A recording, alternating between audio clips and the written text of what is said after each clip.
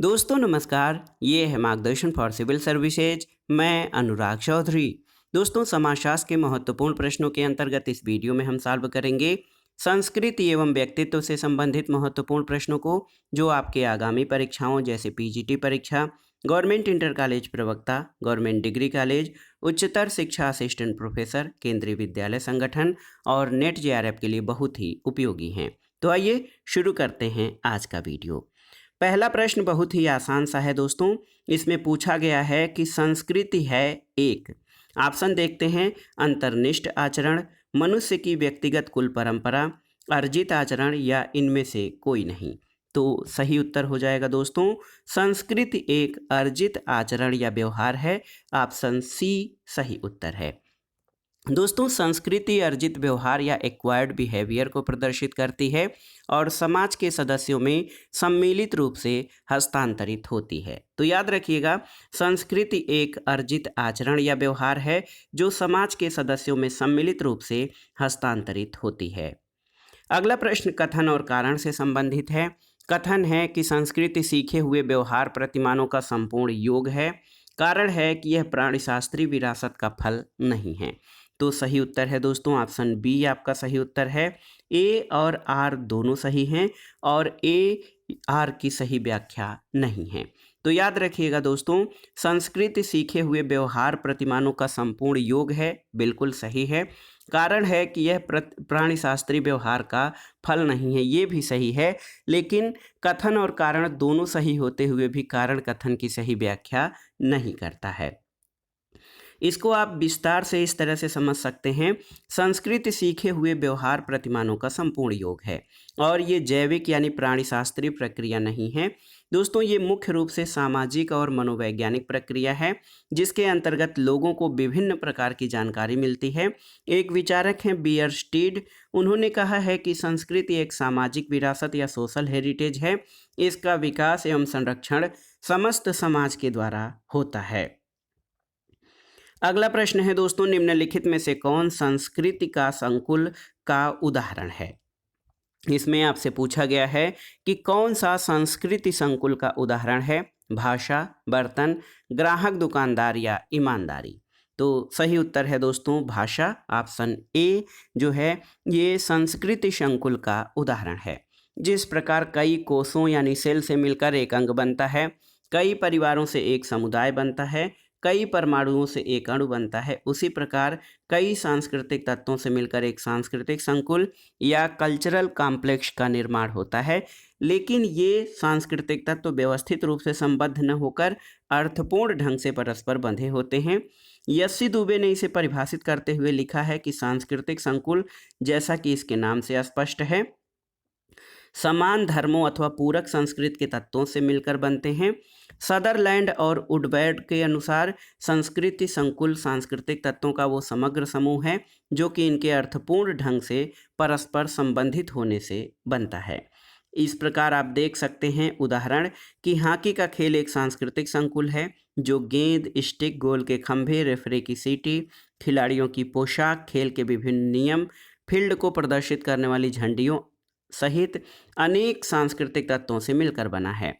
और ये सब तत्व विशेष अर्थों में उसी तरह जुड़े हुए हैं जिस प्रकार कई फूल मिलकर गुलदस्ते का निर्माण करते हैं। हम युद्ध, यौन संगठन, भाषा, विवाह आदि को सांस्कृतिक संकुल के रूप में देख सकते हैं। अगला प्रश्न है दोस्तों, देखिए इंपॉर्टेंट है, सांस्कृतिक संकुल का अर्थ क्या है। तो आप जानते हैं सांस्कृतिक संकुल कई सांस्कृतिक तत्वों का योग होती है। ऑप्शन बी आपका सही उत्तर है। अगला प्रश्न है, इनमें से कौन सी इकाई सांस्कृतिक संकुल में शामिल नहीं है। देखिए परिवार, विवाह, धार्मिक कृत्यों में अगरबत्तियां या शिक्षा। तो आप देख सकते हैं परिवार, विवाह और शिक्षा सांस्कृतिक संकुल में शामिल हैं। धार्मिक कृत्यों में अगरबत्तियां ये कल्चर कॉम्प्लेक्स में नहीं हैं। दोस्तों परिवार, विवाह और शिक्षा संस्था है जो सांस्कृतिक संकुल है। ये विभिन्न सांस्कृतिक लक्षणों से मिलकर बनती है। अगला प्रश्न है, निम्नलिखित में से कौन सा संस्कृति का तत्व नहीं है। देखिए प्रतीक, भाषा, प्रतिमान या स्तरीकरण। तो सही उत्तर है स्तरीकरण दोस्तों, ये संस्कृति का तत्व नहीं है। संस्कृत के तत्वों में आप देख सकते हैं प्रतीक, भाषा और प्रतिमान आते हैं। मेटा स्पेंसर ने संस्कृत के तत्वों को इस प्रकार प्रस्तुत किया है। एक तो प्रतीक यानी सिंबल, इसमें चिन्ह, सिग्नल, मौखिक या लिखित भाषा शामिल होती है। इसके अलावा मूल्य यानी वैल्यूज, मानदंड यानी प्रतिमान, लोक साहित्य, कानून और विचारधारा। इसके अलावा दोस्तों स्तरीकरण जो है वो संस्कृति का तत्व नहीं बल्कि स्तरीकरण समाज में असमानता का तत्व है। अगला प्रश्न है संस्कृति का मुख्य वाहक क्या है। आप देखिए आवास, सड़कें, प्रतीक या व्यक्ति। तो सही उत्तर है प्रतीक या सिंबल दोस्तों संस्कृति का मुख्य वाहक है इन विकल्पों में से। अगला प्रश्न है पूर्व औद्योगिक समाज के साधारण लोगों की संस्कृति को क्या कहते हैं। ऑप्शन देखते हैं उप संस्कृति, जन संस्कृति, लोक संस्कृति या उच्च संस्कृति। तो सही उत्तर है पूर्व औद्योगिक समाज के साधारण लोगों की संस्कृति को लोक संस्कृति कहा जाता है। दोस्तों प्री इंडस्ट्रियल सोसाइटी के साधारण लोगों की संस्कृति लोक संस्कृति कहलाती है। लोक संस्कृति का आशय समाज के उस स्तर के व्यक्तियों से है जिनकी न समुचित शिक्षा दीक्षा है और न जिन्हें अभिजात वर्ग के आर्थिक और सामाजिक आधार पर अपने से अलग किए रहता है। अगला प्रश्न है निम्नलिखित में से संस्कृति के गलत लक्षण को बताइए। संस्कृति मानव निर्मित है, संस्कृति संचारित होने का गुण रखती है, संस्कृति में संचयिता का गुण होता है और संस्कृति व्यक्तिगत है। तो गलत कथन ऑप्शन डी है कि संस्कृति व्यक्तिगत नहीं होती है। दोस्तों संस्कृति सीखी जाती है, संस्कृति हस्तांतरित होती है, संस्कृति में सामाजिक गुण निहित होता है, संस्कृति में आदर्श रूप में होती है, संस्कृति प्रसन्नतादायक है, संस्कृति में अनुकूलन की क्षमता होती है और संस्कृति समन्वयकारी यानी जोड़ने वाली होती है, संस्कृति अधिवैक्तिक और अधिशावयवी होती है। इसके अलावा संस्कृति मानव निर्मित है, प्रत्येक समाज की एक विशिष्ट संस्कृति होती है, संस्कृति आवश्यकता की पूर्ति का साधन है। तो आप जान लीजिए संस्कृति व्यक्तिगत नहीं होती है। यही कथन आपका गलत हो जाएगा कि संस्कृति व्यक्तिगत होती है। अगला प्रश्न है निम्नलिखित में से कौन सी एक संस्कृति की विशेषता है। देखिए संस्कृति दैवीय उपहार है, नहीं। संस्कृति समाज के द्वारा निर्मित है, सही है। संस्कृति आनुवांशिक विरासत है, संस्कृति पर्यावरण का हेरफेर है। तो इसमें से संस्कृति की सबसे महत्वपूर्ण विशेषता हो जाएगी संस्कृति समाज के द्वारा निर्मित है। अगला प्रश्न है इनमें से संस्कृति की एक विशेषता नहीं है।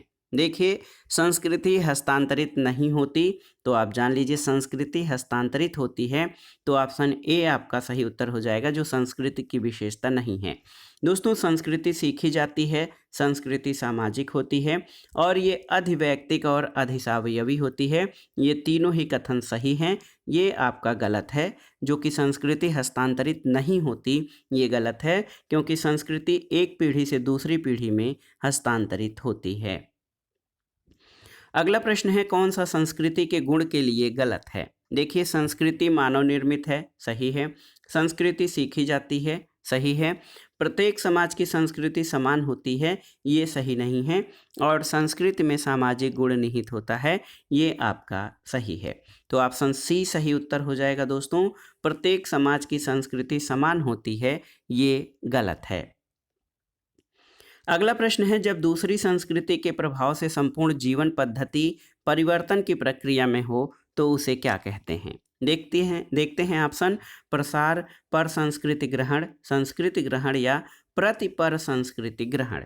तो दोस्तों जब दूसरी संस्कृति के प्रभाव से संपूर्ण जीवन पद्धति परिवर्तन की प्रक्रिया में हो तो उसे पर संस्कृति ग्रहण कहते हैं। एक विचारक हैं मदन और एक मजूमदार। मदन और मजूमदार के अनुसार जब एक संस्कृति के प्रभाव से दूसरी इस प्रक्रिया को ग्रहण करती है, परिवर्तन के दौर में होती है, तो पर संस्कृति ग्रहण कहा जाता है। प्रसार साधारणतः उच्च संस्कृति से निम्न संस्कृति या विकसित से अविकसित संस्कृति की ओर होता है। और संस्कृति ग्रहण जो है ऐसी प्रक्रिया है जिसके द्वारा मानव प्राणी अपने समूह की संस्कृति के अनुसार अपने आप को ढालता है और अपनी परिस्थिति और भूमिकाओं से संबंधित कार्यों को करना सीखता है। प्रतिपर संस्कृति ग्रहण ऐसी प्रक्रिया है जिसमें अधिशासित संस्कृति सर्वप्रथम संपूर्णतः भिन्न भिन्न हो जाती है, बाद में इसमें अपनी खोई हुई व्यक्तिगतता की प्रतिक्रिया के फलस्वरूप उभार आता है। अगले प्रश्न पर आते हैं। कुछ पश्चिमी यूरोपीय देशों में अप्रवासियों के सांस्कृतिक अधिकारों को मान्यता देना किसका अच्छा उदाहरण है? देखिए, आत्मसातकरण, पृथक्करण, एकीकरण या पर संस्कृति ग्रहण। तो सही उत्तर है दोस्तों, कुछ पश्चिम यूरोपीय देशों में अप्रवासियों के सांस्कृतिक अधिकारों को मान्यता देना आत्मसातकरण का अच्छा उदाहरण है। एसिमिलेशन, जिसको आत्मसातकरण कहते हैं, इस शब्द का प्रयोग सबसे पहले अमेरिकन प्रजातीय संबंध अनुसंधान के संबंध में हुआ था। चूंकि अमेरिका में विभिन्न संस्कृति के लोग आकर बस गए हैं और वहाँ के समाजशास्त्रियों ने ये जानने का प्रयास किया कि विभिन्न नृजाति समूह के लोग किस प्रकार अमेरिकी समाज और संस्कृति को स्वीकार कर रहे हैं। तो अपने अध्ययनों के आधार पर रॉबर्ट पार्क ने बताया कि आत्मसातकरण की प्रक्रिया 4 चरणों में गुजरती है। एक तो रेस रिलेशन यानी प्रजाति संबंधों का चक्र है। इसमें संपर्क, प्रतियोगिता, समायोजन और आत्मसातकरण शामिल हैं। अगला प्रश्न है, निम्नलिखित में से विकल्प चुनकर रिक्त स्थान की पूर्ति कीजिए। एक प्रक्रिया है जिसमें व्यक्ति और समूह एक दूसरे व्यक्ति या समूहों की संस्कृति, अभिवृत्तियों, मूल्यों, सोचने और व्यवहार करने के ढंग को आत्मसात कर लेते हैं जिसमें वे रहते हैं। तो इसको क्या कहते हैं? सही उत्तर है सात्मीकरण। दोस्तों, आत्मसातकरण या सात्मीकरण वह प्रक्रिया है जिसमें व्यक्ति और समूह दूसरे व्यक्ति या समूहों की संस्कृति, अभिवृत्तियों, मूल्यों, सोचने और व्यवहार करने के ढंग को आत्मसात कर लेते हैं जिसमें वे रहने आते हैं। अगला प्रश्न है, निम्नलिखित प्रक्रियाओं में किसमें एक व्यक्ति या समूह अन्य की संस्कृति को पूर्णतया अंगीकृत कर लेता है? तो इस प्रक्रिया को आत्मसातकरण या सात्मीकरण कहते हैं। अगला प्रश्न है दोस्तों, सात्मीकरण का अर्थ क्या है? तो आप जान लीजिए कि सात्मीकरण का अर्थ दो समुदायों के मध्य सांस्कृतिक गुणों का आदान प्रदान, जिसमें एक ग्रुप का जो है कुछ व्यक्ति या व्यक्ति समूह दूसरे वर्ग के संस्कृतियों को अपना लेते हैं। अगला प्रश्न एक कथन है। किसने कहा है कि सात्मीकरण आवश्यक रूप से एक सामाजिक समूह के द्वारा दूसरे समूह के समस्त आदर्शों और संस्कृति को समाविष्ट करने तक सीमित नहीं है? तो ये आर पार्क का कथन है। दोस्तों, आर पार्क के अनुसार सात्मीकरण आवश्यक रूप से एक सामाजिक समूह द्वारा दूसरे समूह के समस्त आदर्शों और संस्कृतियों को समाविष्ट करने तक सीमित नहीं है, यानी ये इनसे भी कुछ अधिक है। अगला प्रश्न एक कथन है कि अनुकूलन का अंतिम चरण सात्मीकरण है। किसने कहा है? तो सही उत्तर है एस पैटरसन। दोस्तों, एक विचारक हैं एस पैटरसन। इनका कहना है कि अनुकूलन का अंतिम चरण सात्मीकरण है। अगला प्रश्न है दोस्तों, संस्कृति और सभ्यता में क्या अंतर है? तो देखिए, सबसे महत्वपूर्ण अंतर है कि संस्कृति अभौतिक होती है, सभ्यता भौतिक होती है। तो ऑप्शन ए आपका सही उत्तर हो जाएगा। संस्कृति और सभ्यता में मुख्य अंतर ये है कि संस्कृति अभौतिक होती है यानी मानसिक, और सभ्यता भौतिक होती है। समाजशास्त्र के क्षेत्र में सभ्यता और संस्कृति के बीच अंतर स्पष्ट करने वालों में सबसे पहले व्यक्ति अल्फ्रेड वेबर हैं। बाद में स्वतंत्र ढंग से मैकाइवर और पेज ने इन दोनों के बीच अंतर को विस्तार पूर्वक समझाने का प्रयास किया। सभ्यता प्रगतिशील है और वो एक दिशा में उस समय तक निरंतर प्रगति करती है जब तक कि उसके मार्ग में कोई बाधा न आ जाए। सभ्यता की प्रत्येक उपलब्धि का पूरा लाभ उठाने और उसमें सुधार करने का कार्य तब तक जारी रहता है जब तक कि उसमें श्रेष्ठ कोई नया आविष्कार न हो जाए। और संस्कृति के साथ प्रगति की बात नहीं सोची जा सकती। ये कहना बहुत कठिन है कि कोई संस्कृति उन्नति के रास्ते पर है या अवनति के रास्ते पर, क्योंकि ऐसा सभ्यता के साथ होता है। संस्कृति सरल या जटिल कुछ भी हो सकती है, यह विकसित या अविकसित नहीं हो सकती है। संस्कृति के साथ विकास की बात लागू ही नहीं होती। सभ्यता और संस्कृति के बीच एक अंतर यह है कि जिसे हम सभ्यता कहते हैं वह आसानी से एक हाथ से दूसरे हाथ में जा सकती है, जैसे टीवी, रेडियो, घड़ी, कलम, वस्त्र, मूर्ति आदि। इसलिए सभ्यता भौतिक है। लेकिन संस्कृति उतनी आसानी से एक जगह से दूसरी जगह नहीं जा सकती है, और संस्कृति को हम विभिन्न किस्म की कलाओं, कानूनों, ज्ञान, विज्ञान, प्रविधियों के बारे में जो है आसानी से नहीं सीख सकते हैं। इसलिए संस्कृति अभौतिक है। अगला प्रश्न है, हमारी संस्कृति है हम क्या हैं, जबकि हमारी सभ्यता है हम क्या प्रयोग करते हैं। ये कथन किसका है? ये देखिए बहुत ही महत्वपूर्ण प्रश्न है दोस्तों, संस्कृति और सभ्यता के भेद को समझने के लिए। हमारी संस्कृति है, हम क्या हैं, जबकि हमारी सभ्यता है, हम क्या प्रयोग करते हैं। ये मैकाइवर का कथन है। ऑप्शन ए आपका सही उत्तर है। मैकाइवर का कथन है कि our culture is what we are, our civilization is what we have. तो सही उत्तर मैकाइवर का कथन है। अगला प्रश्न है, किसने कहा था सांस्कृतिक कृषि तथ्यों, प्राविधिक तथ्यों, सामाजिक तथ्यों और मानसिक तथ्यों की उपज है। तो सही उत्तर है डेविड बिडने। दोस्तों डेविड बिडने का कथन है कि संस्कृति कृषि तथ्यों, प्राविधिक तथ्यों, सामाजिक तथ्यों और मानसिक तथ्यों की उपज है। यानी संस्कृति में कृषि, कला, प्रौद्योगिकी, सामाजिक संगठन, धर्म, कला, भाषा आदि का प्रयोग होता है, समावेश होता है। और एक विचारक हैं टायलर, इनका कहना है कि संस्कृति वह जटिल समग्रता है जिसमें ज्ञान, विश्वास, कला, आचार, कानून, प्रथा और ऐसी ही अन्य क्षमताओं और आदतों का समावेश होता है जिन्हें मनुष्य समाज के सदस्य होने के नाते प्राप्त करता है। रूथ बेनेडिक्ट ने संस्कृति को एक प्रतिमान माना है। उनके अनुसार व्यक्ति की भांति संस्कृति भी विचार और क्रिया का एक बहुत कुछ सुस्थिर प्रतिमान है। अगला प्रश्न है दोस्तों, संस्कृति का विकास मानव कर पाया पर पशु क्यों नहीं।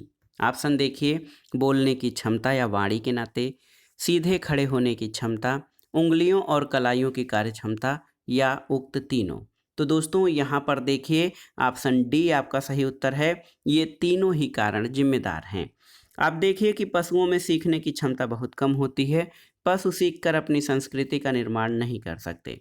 उनके पास ऐसी भाषा नहीं है जिससे वे संस्कृति और सभ्यता का विकास कर सकें। ये केवल मानव जाति द्वारा ही संभव है कि वह सभ्यता और संस्कृति का विकास कर सके। बोलने की क्षमता, भाषा का विकास, सीधे खड़े होने की क्षमता और उंगलियों और कलाइयों की कार्य क्षमता मानव को पशु समाज से अलग करती है।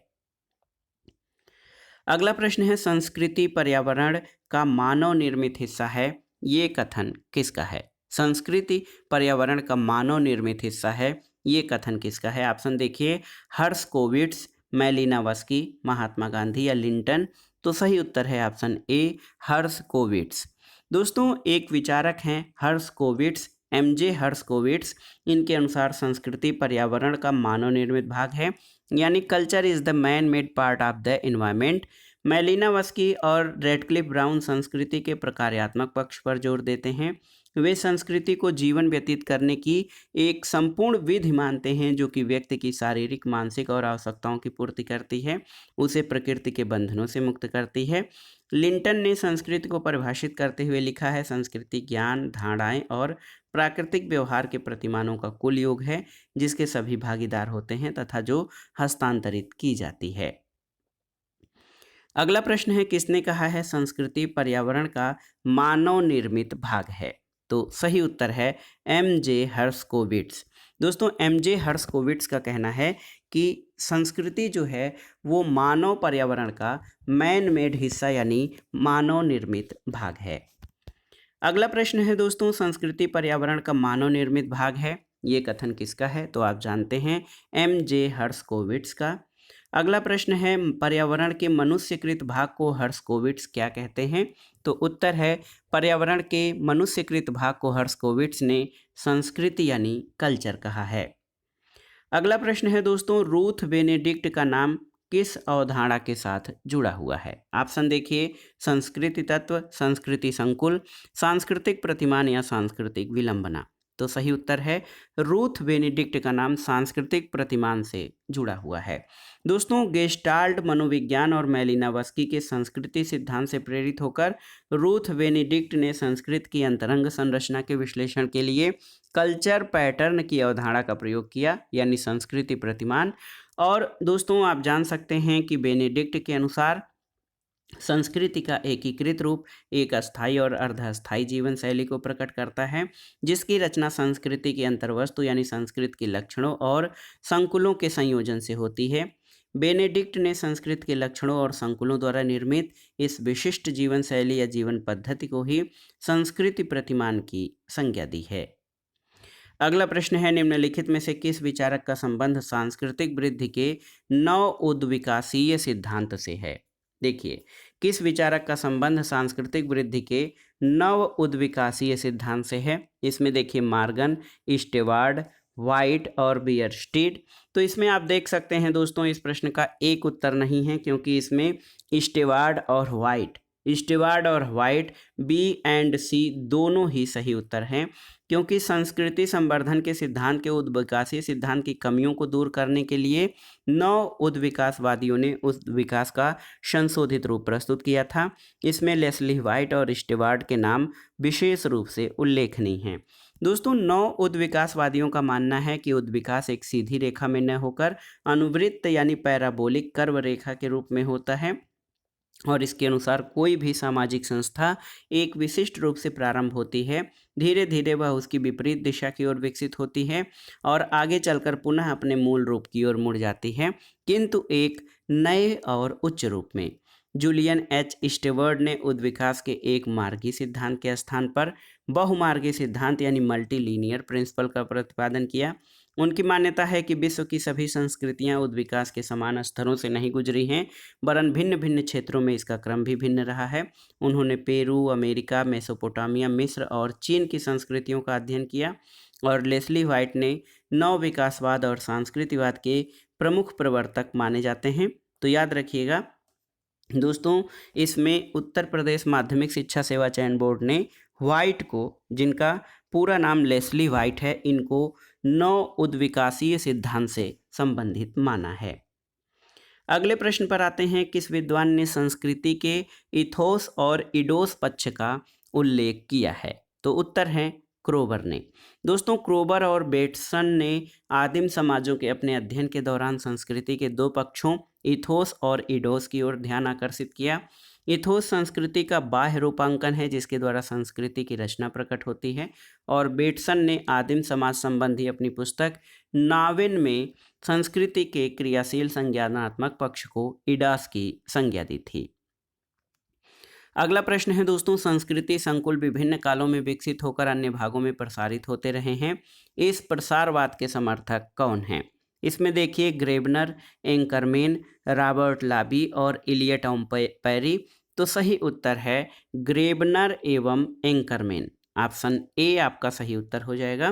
दोस्तों, प्रसारवाद के दो मुख्य रूप उभर कर आए हैं। पहला तो जर्मन प्रसारवाद, जिसके समर्थक ग्रेबनर और एंकरमेन तथा स्मिथ रहे हैं। ये विद्वान ये मानते हैं कि संस्कृति संकुल विभिन्न कालों में संसार के विभिन्न भागों में विकसित होकर बाद में अन्य भागों में प्रसारित होते रहते हैं। इसके विपरीत द्वितीय सिद्धांत के प्रतिपादक ये मानते हैं कि संस्कृति का उद्भव किसी एक स्थान से हुआ है और बाद में वहाँ से प्रसार द्वारा उसका फैला हुआ। अपने इस विचार की पुष्टि में मानव शास्त्रियों ने माया संस्कृति के मंदिरों और मिस्र के पिरामिडों में पाई गई समानता को उदाहरण के रूप में पेश किया है, और इसका प्रतिपादन अंग्रेज विद्वान इलियट और पेरी, देखिए इलियट और पेरी ये मानते हैं कि मिस्र से ही संस्कृति का विश्वव्यापी प्रसार हुआ है। उनके अनुसार संसार की समस्त संस्कृतियों के आवश्यक लक्षण केवल मिस्र की नील नदी घाटी से प्रसारित हुए हैं। रॉबर्ट लाबी जैसे प्रसारवादियों ने संस्कृतियों को उधार लिए गए लक्षणों को चप्पाकारी कहा है, जिसमें उत्कृष्ट लक्षण केंद्र से बाहर चले जाते हैं। अगले प्रश्न पर आते हैं, किसी भी समाज के सामान्य सदस्य से अपेक्षित विश्वास और व्यवहार के स्वरूप क्या कहलाते हैं? तो सही उत्तर है संस्कृति गुण। देखिए ऑप्शन डी आपका सही उत्तर है। किसी भी समाज के किसी सामान्य सदस्य से अपेक्षित विश्वास और व्यवहार के स्वरूप को संस्कृत विशेषक या तत्व या जिसको कल्चर ट्रेट्स कहा जाता है। दोस्तों, संस्कृति जो है, संस्कृति की छोटी से छोटी इकाई को सांस्कृतिक तत्व या सांस्कृतिक लक्षण कहते हैं। संस्कृत की सबसे छोटी इकाई को लिंटन ने संस्कृत विशेषक या the smallest unit of culture trait कहा है। और संस्कृत विशेषक की सबसे महत्वपूर्ण विशेषता ये होती है कि इसके आगे का वर्गीकरण संभव नहीं है। किसी व्यक्ति के साथ हाथ मिलाना, किसी को हाथ जोड़कर प्रणाम करना संस्कृत विशेषक का उदाहरण है। इसको ही कुछ विद्वानों ने कल्चर आइटम भी कहा है। और लोक सेवा आयोग द्वारा ये प्रश्न जीआईसी प्रवक्ता परीक्षा में पूछा गया है। इस प्रश्न को हिंदी संस्करण में संस्कृति गुण दिया है, अंग्रेजी में कल्चर ट्रेट्स दिया गया है। तो कल्चर ट्रेट्स का मतलब किसी भी समाज के किसी सामान्य सदस्य से अपेक्षित विश्वास और व्यवहार को संस्कृति गुण या कल्चर ट्रेट्स कहते हैं। अगला प्रश्न है दोस्तों, संस्कृति की सबसे छोटी इकाई को क्या कहा जाता है? तो उसे सांस्कृतिक तत्व कहा जाता है। बहुत ही महत्वपूर्ण है, सांस्कृतिक तत्व या सांस्कृतिक लक्षण संस्कृति की सबसे छोटी इकाई को कहते हैं। अगला प्रश्न है, संस्कृत की सबसे छोटी इकाई क्या है? तो संस्कृत की सबसे छोटी इकाई सांस्कृतिक लक्षण है। अगला प्रश्न है दोस्तों, जब संस्कृति के लक्षण या समग्रता एक समाज से दूसरे समाज में फैलते हैं तो इसे क्या कहा जाता है? ऑप्शन देखिए, प्रसंस्कृतिकरण, प्रसारण, सांस्कृतिक विनिमय या फिर सांस्कृतिक आक्रमण। तो सही उत्तर है दोस्तों, सही उत्तर क्या हो जाएगा आपका? सही उत्तर हो जाएगा प्रसारण। ऑप्शन बी सही उत्तर है। प्रवास या पारस्परिक लेन देन की प्रक्रिया द्वारा सांस्कृतिक तत्वों का एक क्षेत्र से दूसरे क्षेत्र अथवा एक ही क्षेत्र के एक समूह से दूसरे समूह में फैलने की प्रक्रिया को संस्कृति प्रसार या प्रसारण कहते हैं। अगला प्रश्न है, संस्कृति परिवर्तन से क्या तात्पर्य है? बताइए। तो इसमें जीवन शैली में परिवर्तन, आविष्कार और खोज, उत्पादन विधियों में परिवर्तन, उपर्युक्त सभी। दोस्तों ये सभी आपके सही हैं। संस्कृति परिवर्तन से संबंधित मैलिनोवस्की ने जीवन के विभिन्न तरीकों, स्वीकृत तरीकों को संस्कृत की संज्ञा दी है। शाब्दिक दृष्टि से संस्कृति समाज से अधिक व्यापक अर्थ रखता है, अतः सांस्कृतिक परिवर्तन का तात्पर्य जीवन के सभी पक्षों में परिवर्तन से है और इसके अंतर्गत धर्म, ज्ञान, विज्ञान, कला, विश्वास, दर्शन, साहित्य, जीवन शैली, आविष्कार, खोज, उत्पादन विधियों आदि का क्षेत्रों में समस्त परिवर्तन सम्मिलित हैं। अगला प्रश्न है, निम्नांकित कथनों में से सभ्यता के लिए कौन सा कथन सत्य नहीं है? यह सदैव विकासोन्मुखी होती है, सही है। इसके विकास की अवस्था को मापा जा सकता है, सही है। इसमें आध्यात्मिक शक्ति निहित होती है, सही नहीं है। और इसे बिना परिवर्तन अपनाया जा सकता है, सही है। तो सभ्यता के बारे में जो कथन सत्य नहीं है वो है कि इसमें आध्यात्मिक शक्ति निहित होती है। दोस्तों सभ्यता जो है भौतिक होती है, इसमें आध्यात्मिक शक्ति निहित नहीं होती है, जबकि संस्कृति में किसी न किसी प्रकार का विश्वास, अंधविश्वास अवश्य ही पाया जाता है। अगला प्रश्न है, निम्नलिखित में से कौन सा भारत में सांस्कृतिक विविधता का सूचक नहीं है? देखिए, प्रजाति, जाति, वर्ग या फिर धर्म। तो सही उत्तर है वर्ग। दोस्तों प्रजाति, जाति, जनजाति, भाषा, खान पान, वेशभूषा, रहन सहन ये भारत में सांस्कृतिक विविधता के सूचक हैं। वर्ग यानी क्लास इसमें शामिल नहीं है। अगला प्रश्न, सूची 1 का सूची 2 से सुमेलन करना है और दिए गए कूट के आधार पर सही उत्तर का चयन करना है। उप संस्कृति, दोस्तों उप संस्कृति की बात अगर जो करें आप तो ये सेना में पाई जाती है। यहाँ पर उप संस्कृति का संबंध सेना से हो जाएगा। विपर्य संस्कृति या कॉन्ट्रा कल्चर ये हिप्पियों में पाई जाती है। और संस्कृति का वाहन, देखिए ये भाषा को माना जाता है। और संस्कृति टकराव जैसे अयोध्या मंदिर आंदोलन। तो यहाँ पर सही सुमेलन क्या हो जाएगा? 3 1 2 4। देखिए 3 1 2 4 ऑप्शन सी सही उत्तर हो जाएगा। अगला प्रश्न है दोस्तों, देखिए निम्नलिखित में से कौन सा कथन असत्य है? निम्नलिखित में कौन सा असत्य या गलत कथन है आपको बताना है। पहला है कि संस्कृति मानव को मूल्य और आदर्श प्रदान करती है, ये तो सही है। दूसरा है संस्कृति मानव व्यवहारों में समरूपता लाती है, ये भी सही है। संस्कृति सामाजिकरण में योग देती है, बिल्कुल सही है। और संस्कृति सामाजिक नियंत्रण में बाधा डालती है, तो ये सही नहीं है। तो ऑप्शन डी आपका असत्य कथन है। दोस्तों संस्कृति सामाजिक नियंत्रण को बनाए रखने में सहयोग करती है और अन्य कथन आपके सत्य हैं। अगला प्रश्न है दोस्तों, संस्कृति सीखे हुए व्यवहारों का समुच्चय तथा व्यवहारों के परिणाम हैं जिनकी निर्णायक इकाइयां एक समाज विशेष रूप के सदस्यों द्वारा बांटी और हस्तांतरित की जाती है। विचारक को पहचानिए कि ये कथन किसका है। तो सही उत्तर है राल्फ लिंटन। दोस्तों राल्फ लिंटन एक विचारक हैं, वो संस्कृत को सीखे हुए व्यवहारों का समुच्चय और परिणाम मानते हैं जिनकी निर्णायक इकाइयां एक समाज विशेष के सदस्यों द्वारा बांटी और हस्तांतरित की जाती हैं। E.B. टॉयलर ने कहा है कि संस्कृति वह जटिल समग्रता है जिसमें ज्ञान, विश्वास, कला, आचार, कानून, प्रथा और ऐसी अनेक क्षमताओं और आदतों का समावेश होता है जो मनुष्य समाज का एक सदस्य होने के नाते प्राप्त करता है। अगले प्रश्न पर आते हैं कि इसके अनुसार संस्कृति मानव प्रजाति की स्मृति है, आपको बताना है। तो सही उत्तर है दोस्तों, संस्कृति मानव प्रजाति की स्मृति है, ये बियरस्टेड का कहना है। ऑप्शन डी आपका सही उत्तर है। दोस्तों रॉबर्ट बियरस्टेड लिखते हैं कि संस्कृति वह संपूर्ण जटिलता है जिसमें वे सभी वस्तुएं शामिल होती हैं जिन पर हम विचार करते हैं, कार्य करते हैं, समाज के सदस्य होने के नाते अपने पास रखते हैं, और संस्कृति मानव प्रजाति की स्मृति है। अगला प्रश्न है दोस्तों, संस्कृति इसलिए वह कुंजी है जो मानव समाजों और मानव प्राणियों के विश्लेषण के द्वार खोलती है, ये कथन किसका है?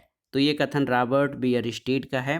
दोस्तों रॉबर्ट बियरस्टेड का कहना है कि संस्कृति इसलिए वह कुंजी है जो मानव समाजों और मानव प्राणियों के विश्लेषण के द्वार खोलती है। रॉबर्ट बियरस्टेड की महत्वपूर्ण पुस्तक है द सोशल आर्डर, और सोशल आर्डर में उन्होंने लिखा है कि culture is the refer the key that opens the door to an analysis of human societies and human beings. अगला प्रश्न है, निम्नलिखित में से कौन सा कथन सही है? देखते हैं, व्यक्तित्व की जड़ें संस्कृति में निहित होती हैं, बिल्कुल सही है। संस्कृत की जड़ें व्यक्तित्व में होती हैं, संस्कृत की जड़ें बर्ताव में होती हैं, इनमें से कोई नहीं। तो दोस्तों ऑप्शन ए आपका सही है कि व्यक्तित्व यानी पर्सनालिटी जो हमारी होती है उसकी जड़ें संस्कृति में होती हैं। प्रत्येक व्यक्ति के व्यक्तित्व में उसकी संस्कृति का प्रभाव आसानी से देखा जा सकता है, लेकिन इससे ये नहीं समझा जा सकता है कि व्यक्तित्व का विकास मात्र संस्कृति के प्रभाव में ही होता है, बल्कि अन्य कारकों के द्वारा भी होता है, जैसे जैविक विरासत, भौतिक वातावरण, समूह अनुभव, संस्कृति। प्रत्येक संस्कृति में व्यक्तित्व अपने अपने ढंग से प्रभावित होती है, और व्यक्तित्व का विकास हमेशा किसी न किसी समाज के संदर्भ में ही किया जा सकता है, समझा जा सकता है। व्यक्तित्व का विकास संस्कृति से अलग करके नहीं समझा जा सकता है, और इस तर्क का समर्थन मानव शास्त्री राल्फ लिंटन ने अपनी पुस्तक द स्टडी ऑफ मेन में किया है, और इस तथ्य की पुष्टि स्पिरो के इस विचार से होती है कि the development of personality and the acquisition of culture are not different processes but are not one and the same learning process.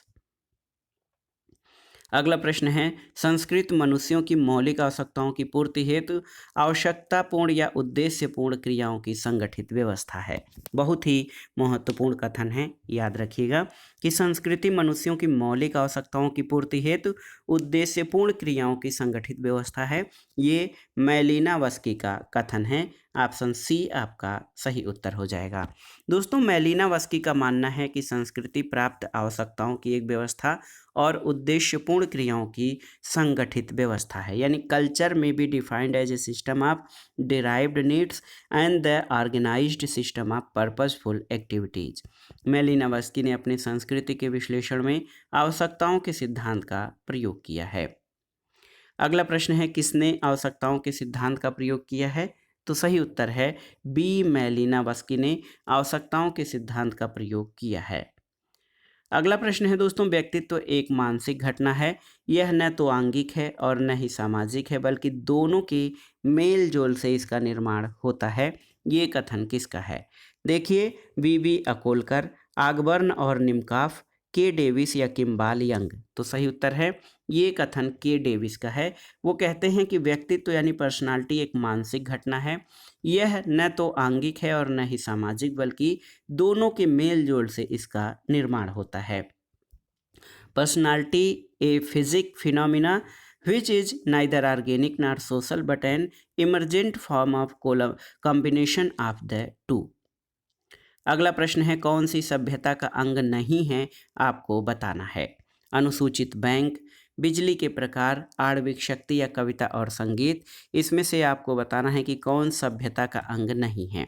तो दोस्तों आप देख सकते हैं, कविता और संगीत ये संस्कृति के भाग हैं, ये सभ्यता का अंग नहीं है। कविता और संगीत संस्कृति के अंग हैं, जबकि शेष सभी सभ्यता के अंग हैं। संस्कृति और सभ्यता दोनों शब्द प्रायः पर्याय के रूप में प्रयुक्त कर दिए जाते हैं, फिर भी दोनों में मौलिक भिन्नता है और दोनों के अर्थ अलग अलग हैं। संस्कृति का संबंध व्यक्ति और समाज में निहित संस्कारों से है और उसका निवास उसके मानव मानस में होता है।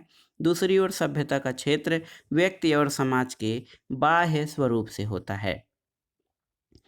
अगला प्रश्न और इस वीडियो का आखिरी प्रश्न है दोस्तों, पर संस्कृति ग्रहण का प्रमुख कारण क्या है? तो ऑप्शन देखिए, सांस्कृतिक संपर्क, संस्कृति का हस्तांतरण, दोनों ए और बी या इनमें से कोई नहीं। तो सही उत्तर है ऑप्शन सी, दोनों ए और बी। दोस्तों, पर संस्कृति ग्रहण का मुख्य कारण सांस्कृतिक संपर्क और संस्कृति का हस्तांतरण है। तो दोस्तों, ये था आज का वीडियो। इसमें आपने संस्कृति और व्यक्तित्व से संबंधित महत्वपूर्ण प्रश्नों को सॉल्व किया। संस्कृति एवं व्यक्तित्व यानी कल्चर एंड पर्सनालिटी। और आप जान लीजिए, संस्कृति जो है व्यक्ति के मूल्यों, मनोभावों और विचारों आदि का योग है। ये अमूर्त होती है, एक तरह से ये व्यक्ति के मन में अंतर्विष्ट होती है, अंतर्मन में होती है। और व्यक्तित्व कहीं न कहीं संस्कृति और समाज से प्रभावित अवश्य होता है। तो ये था आज का वीडियो। समाजशास्त्र का महत्वपूर्ण टॉपिक, संस्कृति एवं व्यक्तित्व से संबंधित महत्वपूर्ण प्रश्न इसमें हमने हल किए हैं। ये प्रश्न आपके आगामी परीक्षाओं के लिए बहुत ही उपयोगी होगा। आप इन प्रश्नों को तैयार कर लीजिएगा। वीडियो आपको कैसा लगा हमें कमेंट बॉक्स में ज़रूर बताइएगा। वीडियो को लाइक करें, शेयर करें और इस चैनल मार्गदर्शन फॉर सिविल सर्विसेज को सब्सक्राइब करें। वीडियो देखने के लिए धन्यवाद दोस्तों। नमस्कार।